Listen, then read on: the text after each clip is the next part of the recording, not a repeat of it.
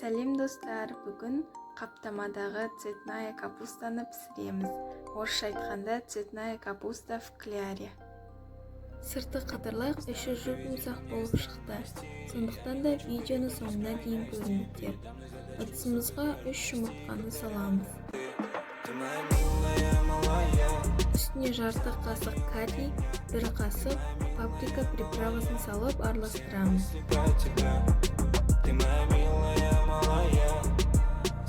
Үстіне 4 ас қасық ұнымызды саламыз.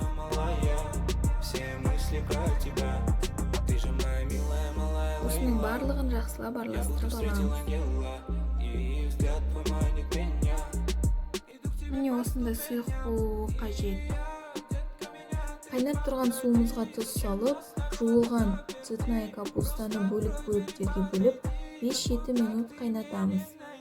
60 грамм сырымызға 1 стакан нан үгіндісін қосамыз. Орысша айтқанда панировочный сухарик. Оны вилкамен араластырамыз.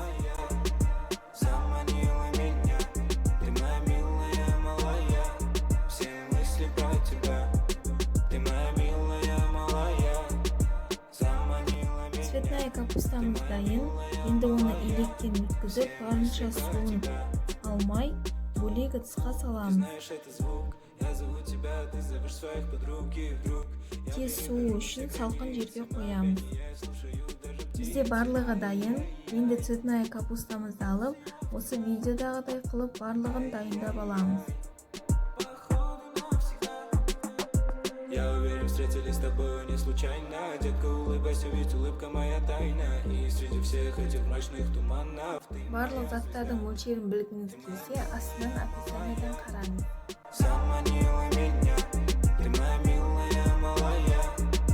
Енді қызып тұрған майымызға жаңағы дайын болған цветная капустамызды қуырамыз.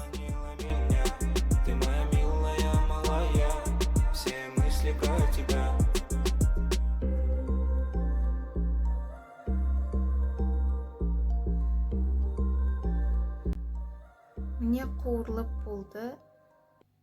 Бізде барлығы дайын. Астарыңыз дәмді болсын. Видеоны соңына дейін қарағандарыңызға рахмет. Каналыма жазылып, лайк басып кетіңіздер.